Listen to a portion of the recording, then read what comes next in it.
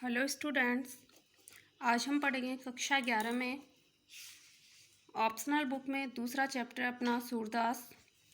सबसे पहले हम सूरदास के बारे में जानते हैं। सूरदास का जन्म स्थान रुनकता या रेणुका क्षेत्र, जिला आगरा, उत्तर प्रदेश में माना जाता है। कुछ विद्वानों ने दिल्ली के निकट सीही नामक गांव को भी उनका जन्म स्थान माना है। सूरदास मथुरा और वृंदावन के बीच गऊ घाट पर रहा करते थे। वे महाप्रभु वल्लभाचार्य के शिष्य थे। इनके गुरु का क्या नाम था? महाप्रभु वल्लभाचार्य। ये पुष्टि मार्ग संप्रदाय के अष्टछाप कवियों में सर्वाधिक प्रसिद्ध एक कवि रहे हैं। अष्टछाप कवियों में इनको सर्वश्रेष्ठ स्थान प्राप्त था। इनका जन्म सन 1478 में हुआ और निधन 1583 में हुआ था। सूरदास के बारे में कहा जाता है कि वे जन्मांध थे, परंतु उनके काव्य में प्रकृति और श्री कृष्ण की बाल लीलाओं आदि का वर्णन देखकर ऐसा नहीं प्रतीत होता कि वे जन्मांध थे। सूरदास सगुणोपासक कृष्ण भक्त कवि थे, अर्थात ये सगुण भक्ति के कवि थे और कृष्ण की आराधना किया करते थे। उन्होंने कृष्ण के जन्म से लेकर मथुरा जाने तक की कथा और कृष्ण की विभिन्न लीलाओं से संबंधित अत्यंत मनोहर पदों की रचना की है। श्री कृष्ण की बाल लीलाओं का वर्णन अपनी सहजता, मनोवैज्ञानिकता और स्वाभाविकता के कारण अद्वितीय है। वे मुख्यतः वात्सल्य और श्रृंगार के कवि माने जाते हैं। वात्सल्य रस इनके श्री कृष्ण के बाल रूप में वर्णित हुआ है और श्रृंगार रस श्री कृष्ण के युवक रूप में, यौवन रूप में वर्णित किया गया है, जिसमें कृष्ण और गोपियों के संवाद हैं। सूर का अलंकार विधान उत्कृष्ट है। उसमें शब्द चित्र उपस्थित करने एवं प्रसंगों की वास्तविक अनुभूति कराने की पूर्ण क्षमता है। सूरदास ने अपने काव्य में अन्य अनेक अलंकारों के साथ ही उपमा, उत्प्रेक्षा और रूपक अलंकार का कुशलता के साथ प्रयोग किया है। सूरदास की भाषा कौन सी है? सूरदास ने ब्रज भाषा में अपने पदों की रचना की। साधारण बोलचाल की भाषा को परिष्कृत कर उन्होंने उसे साहित्यिक रूप प्रदान किया। उनके काव्य में ब्रज भाषा का स्वाभाविक, सजीव और भावानुकूल प्रयोग हुआ है। सूरदास के सभी पद गेय माने गए हैं और वे किसी न किसी राग से संबंधित हैं। उनके पदों में काव्य और संगीत का अपूर्व संगम है। इसलिए जो इनकी एक रचना है, जो सबसे महत्वपूर्ण रचना है, जिसका नाम है सूर सागर। सूर सागर को राग सागर भी कहा जाता है। सूर सागर के अलावा इनकी दो और रचनाएं हैं, सूर सारावली और साहित्य लहरी। पाठ्य पुस्तक में इनके 2 पद संकलित किए गए हैं और जो दोनों पद हैं उनमें क्या क्या वर्णन है। पहले पद में कृष्ण की बाल लीला का वर्णन है। श्री कृष्ण खेल में हार जाते हैं और अपनी हार को स्वीकार नहीं करते। यहाँ बाल मनोविज्ञान का सूक्ष्म चित्रण किया गया है। दूसरे पद में गोपियाँ आपस में अपनी सखियों से कृष्ण की मुरली के प्रति जो रोष प्रकट करती है, जो रोष यानी क्रोध, रोष यानी होता है क्रोध, क्रोध को प्रकट करती है, उससे कृष्ण के प्रति उनका प्रेम ही प्रकट होता है।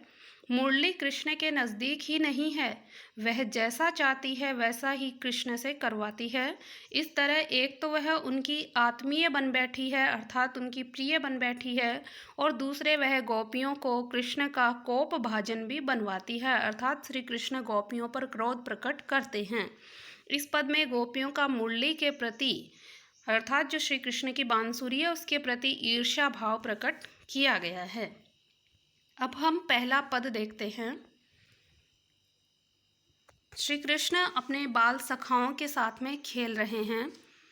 खेलन में को काको गुसैया, इसके अंतर्गत श्री कृष्ण से उनके सखा कहते हैं, उनके मित्र ग्वाले कहते हैं कि खेलन में यानी कि खेलने में, को काको गुसैया, को यानी होता है कोई, काको यानी होता है किसका, गुसैया यानी होता है स्वामी, कि खेलने में कौन किसका स्वामी होता है, कि खेलने में कौन ऊंच नीच होता है, कौन किससे बड़ा होता है।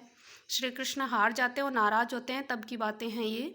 हरि हारे जीते श्रीदामा, बरबस ही कत करत रिसैया, कि हरि हार जाते हैं, श्री कृष्ण तो हार का सामना करते हैं, जीते श्रीदामा और उनके सखा श्रीदामा जीत जाते हैं।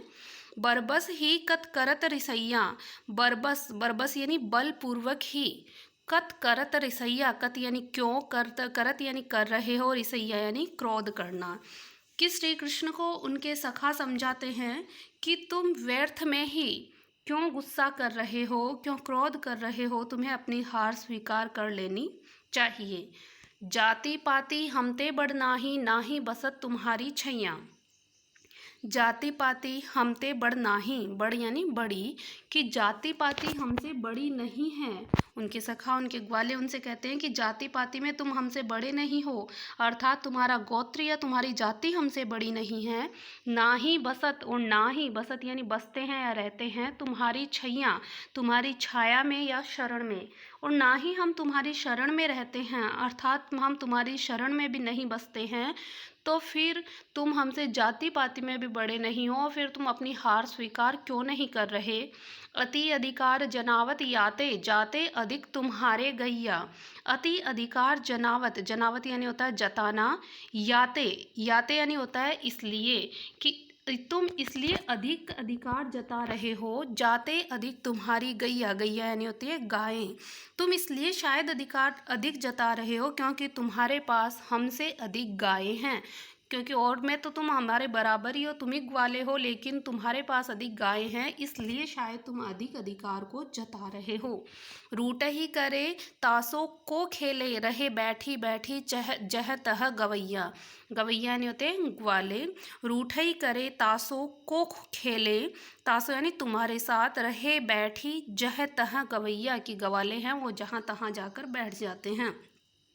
तो फिर वो दोस्त उनके कहते, भला तुम ही बताओ, जो खेल में नाराज होता है, रूठे ही करे यानी जो खेल में नाराज हो जाता है, उसके साथ कौन खेलना, तासो यानी उसके साथ कौन खेलना पसंद करेगा, कौन उसके साथ खेलेगा। रहे बैठी जह तह गवैया, ऐसा कहकर सारे दोस्त उसके सारे जो ग्वाले सके हैं वो खेलना बंद करके जह तह इधर उधर जाकर बैठ जाते हैं। सूरदास प्रभु खेलई चाहत, दाऊं दियो करी नंद दुहैया। सूरदास कहते हैं प्रभु खेले चाहत, श्री कृष्ण के मन में खेल की भावना उत्पन्न हो रही है और वो खेलना चाहते हैं। दाऊं दियो करी नंद दुहैया, दाऊं यानी होता है दांव या बारी, कि वो अपनी बारी को दे देते हैं और नंद जी की दुहाई, नंद जी की शपथ दे करके खेलने लग जाते हैं।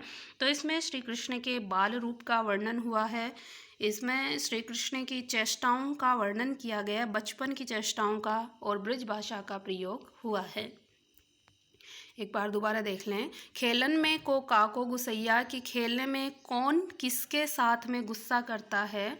हरि हारे जीते श्री दामा, श्री कृष्ण खेल में हार जाते हैं और श्री दामा जीत जाते हैं। बरबस ही कत करत रिसैया, तो वो अपनी हार स्वीकार श्री कृष्ण नहीं करते हैं और व्यर्थ में क्रोध कर रहे हैं। जाति पाति हमते बड़ नाही, नाही बसत तुम्हारी छैया। तब ग्वाले कह रहे हैं कि जाति पाति में कौन किससे बड़ा है, हम सब समान ही हैं और ना ही हम तुम्हारी शरण में या तुम्हारी छाया में बसते हैं। अति अधिकार जनावत याते, जाते अधिक तुम्हारे गैया। तुम इसलिए शायद अधिक अधिकार जता रहे हो क्योंकि तुम्हारे पास हमसे अधिक गायें हैं। रूठ ही करे तासों को खेले, जो खेल में रूठता है उनके साथ भला कौन खेलेगा। रहे बैठी जह तह गवैया, ऐसा कहकर ग्वाले इधर उधर जाकर बैठ जाते हैं। सूरदास प्रभु खेलो चाहत, सूरदास कहते हैं श्री कृष्ण खेलना चाहते हैं। दांव दियो करी नंद दुहैया, अब वो दांव ले लेते हैं, अपनी बारी ले लेते हैं और खेलने लग जाते हैं और नंद जी की दुहाई देते हैं। अगला दूसरा पद है मुरली तव गोपाल ही भावती। इस पद के अंतर्गत कवि सूरदास ने श्री कृष्ण की मुरली के प्रति गोपियों के सोत की तरह व्यवहार करने को बताया गया है। इसमें श्री कृष्ण के प्रति प्रेम व मुरली के प्रति द्वेष भाव गोपियों का झलकता है। मुरली तव गोपाल ही भावती, भावती यानी होता है अच्छा लगना। तो गोपियां हैं वो मुरली के बारे में कहती हैं, मुरली तव गोपाल ही भावती, कि मुरली तुम गोपाल को, श्री कृष्ण को इतनी अच्छी क्यों लगती हो। न जाने तुम्हारे पास ऐसा क्या है कि तुम श्री कृष्ण को इतना भाती हो या अच्छी लगती हो। सुनीरी सखी जदपि नंदलाल ही नाना भांति नचावती।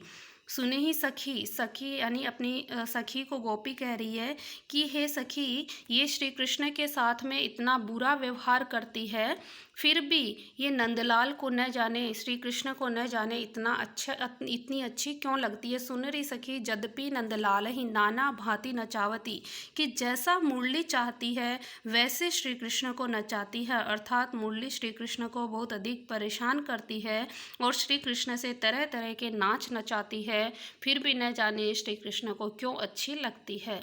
राखती एक पाई ठाडो करी अति अधिकार जनावती, राखती यानी रखती है, एक पाई यानी एक पैर पर, ठाडो करी यानी खड़ा करके, अति अधिकार जनावती, जनावती यानी होता है जताना या प्रकट करना।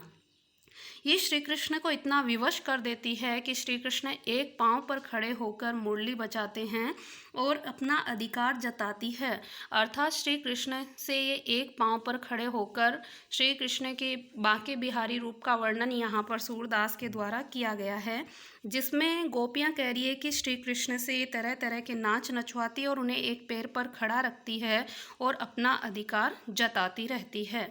कोमल तन आज्ञा करवावती कटी टेढ़ो है आवती, कोमल तन आज्ञा करवाती, कटी यानी होता है कमर, टेढ़ो हुए यानी टेढ़ा करवा लेती है।